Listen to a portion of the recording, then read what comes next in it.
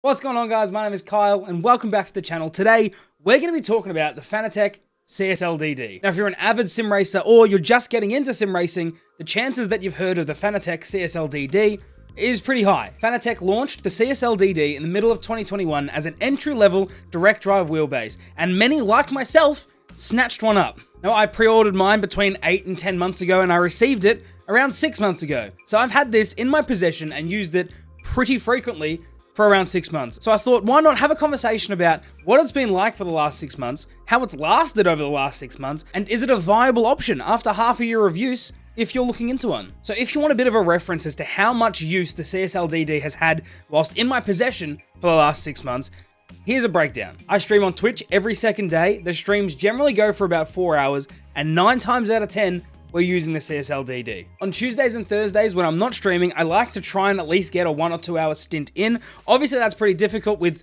time constraints and things that happen, so I'm gonna say 50% of those days, I'm using it for at least an hour. Now, on the weekends, again, it's like a 50-50 chance of whether I am gonna have time to use it. If I do, it's generally around 2 to 3 hours for that time period. So after doing some quick calculations, it works out to be around 410 to 430 hours over the last 6 months, which I don't think is too bad at all. Now that we know roughly how much use it's had, let's talk about the good things. So with my CSL DD, I use 2 different wheel rims. I use the Club Sport RS rim and the Formula Carbon rim. Depending on what I'm racing, I feel like either one of those rims will pretty much cover everything that I'm driving for the time being. With both wheels, I've never had any issues with connectivity, and the shaft of the CSL DD hasn't loosened, it hasn't changed, and is exactly the same as when I first bought it. When putting either of those rims onto the CSL DD, I've never had issues with the quick release mechanism not working well with the wheelbase or any issues with it not attaching correctly. Everything has been exactly as it was when I first got the wheel. When I turn on the CSL DD, I've never had any issues with it calibrating whatever wheel rim is on it at the time, and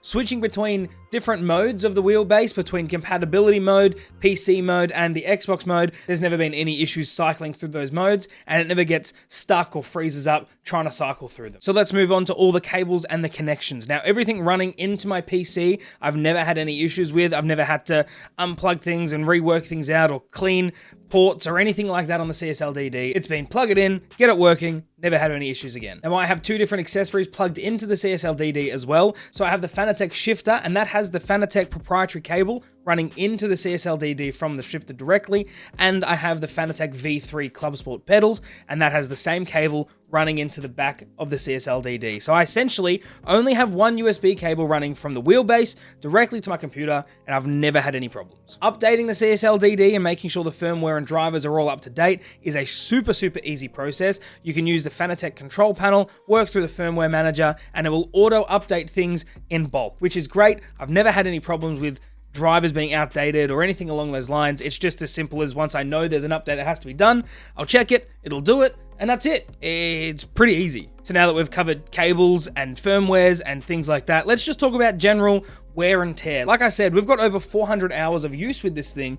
Has it shown any signs of wear, or is it deteriorating in any ways that's noticeable? As a short answer, no. I haven't seen any deterioration of the CSL DD at all in any way. Now, I shouldn't be as surprised as I am that there's no damage, but it just feels like, especially lately, a lot of things you buy don't seem to last, especially after this much use. So I'm very happy to say there's been no issues with deterioration of the unit. Nothing's breaking, nothing's changed. Everything is literally as it is when I got it out of the box. Now, as some of you may or may not know, the CSL DD doesn't have a crazy big fan in the housing to help keep everything cool. It uses a passive cooling method with the aluminium shroud around it. Now, I'm pretty ashamed to admit, but there has definitely been more than one occasion where I have finished the stream, I've turned off everything, the computers, the lights, the camera, all that sort of stuff, but I forget to turn off the wheelbase. What that means is the CSL DD stays operational for the 4 hours of the stream, and then a further 20 to 24 hours after the stream is finished, I come back from work the day after,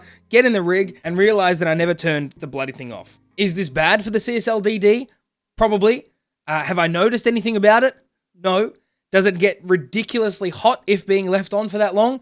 No. So the cooling method seems to work really well, and it's idiot proof, because I have done that on more than one occasion and it is still running strong. I won't tell you how many times that's happened because I genuinely don't know the answer, but more than it should have. But I mean, other than that, that pretty much covers it. Nothing has really changed since I got the wheelbase, and it still operates exactly the same as it did when I first set it up. It performs fantastically. I've never had any problems with it crashing or turning off or any troubleshooting issues that I've ever had to worry about. It has genuinely been one of the most reliable things that I've used in the last couple of years. And it makes me very, very happy to say that I can trust this and know that I won't have any issues, especially if we're running late for a stream or anything along those lines. I don't have to worry about the potential of troubleshooting things because I know that it works. Now that we've talked about all the positives that come with the CSL DD, let's talk about some negatives. And when I say negatives, I really only mean one thing that I can genuinely think of. And the worst part about this individual thing is it has nothing to do with Fanatec or the CSL DD unit at all. The only negative thing that I can think about when it comes to the CSL DD is the fact that I cannot use it whilst playing Forza Horizon 5. That is literally the only thing I can think of. Like I said, it has nothing to do with Fanatec, nothing to do with the CSL DD, but if there was to be anything that I have disliked since I got this, is that I can't play Forza with it. And that's obviously like the most minor thing that has nothing to do with anything. So what I'm trying to say is there's no issues. There's no issues at all, okay? I can't think of anything. I literally sat down, racked my brain to think of any instances where a negative thing has happened or I've been annoyed at the way that things have happened, and I can't think of anything. Nothing has happened with this wheelbase that has made me feel poorly about it. I can't think of anything. Obviously, this is not the same for everybody. Everybody has their own situations. Everybody's units are different. Me personally, and my unit that I received, I cannot, for the life of me, think of anything bad that has happened. Which, like I said before, in this day and age, it's a really nice thing to spend the money on something that you really, really want and know that the quality's there. Know that you're not going to have any issues. And I'm genuinely super stoked with my decision. Even now, after using it and after having a bit of a feel as to what a direct drive wheelbase feels like and everything that comes along with upgrading from some cheaper wheels into something that's a little bit nicer, I'm still super happy with my decision, and I would definitely suggest it to anybody else who's looking. Now, like I said before, everyone's situation is different. Everybody's wheelbase is different. I personally use the boost kit, which is the 8 Newton meter version of this wheelbase. I don't have any experience with the 5 Newton meter version, so I can't really comment on how it would feel and how it performs. But like I said, for me personally, with the boost kit, it's been perfect. So if you are one of those people that are still trying to work out whether you should dive in and grab one of these wheelbases, in my personal opinion, I don't think you'll be disappointed. I hope at least one of you guys have found this information useful and have at least answered